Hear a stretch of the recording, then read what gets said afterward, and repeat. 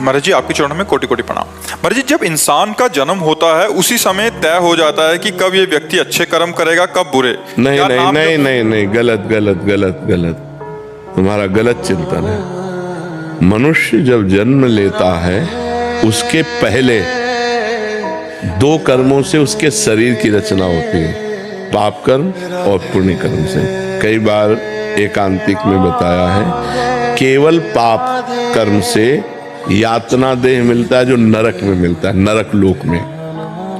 केवल पुण्य कर्म से देव शरीर मिलता है जो स्वर्ग लोक में है। पाप और पुण्य दोनों को मिश्रित करके मनुष्य लोक में जन्म मिलता है। उसका परिणाम होता है समय पर सुख मिलना या दुख मिलना। समय समय पर सुख दुख अनचाहे ढंग से वो अपने आप आएगा। अब पाप कर्म करना और पुण्य कर्म करना, इसकी छूट है तुम्हारे ऊपर। अब तुम प्रारब्ध से प्रेरित होकर पाप कर्म नहीं करोगे, वासना से प्रेरित होकर पाप कर्म करोगे। अब चाहे उपासना कर लो, चाहे वासना से प्रेरित होकर पाप कर्म कर लो, ये तुम्हारे को छूट दी गई है। लेकिन इस शरीर की रचना दो कर्मों से हुई है, उसका भोग पूरे जीवन भोगना पड़ेगा। जैसे हम उपासना कर रहे हैं लेकिन हमारा कोई कर्म बिगड़ा रहा तो दोनों किडनी फेल है। तो अब ये शरीर का कर्म है।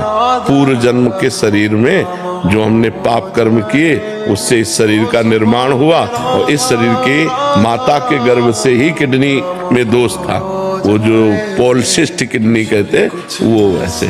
तो समझ पा रहे हैं आप ना, हमें कर्म करने के लिए स्वतंत्रता है। हम पाप कर्म कर सकते हैं या पुण्य कर्म कर सकते हैं, वो प्रारब्ध से नहीं प्रेरित है, वो पहले से निश्चय नहीं है। पहले से निश्चय सुख और दुख, पाप का फल दुख और पुण्य का फल सुख। आप समझ रहे? नहीं तो जैसे पाप का फल दुख है तो वर्तमान में पाप कर रहा है लेकिन वो सुखी है क्योंकि उसके पूर्व पुण्य का फल उसको मिल रहा है।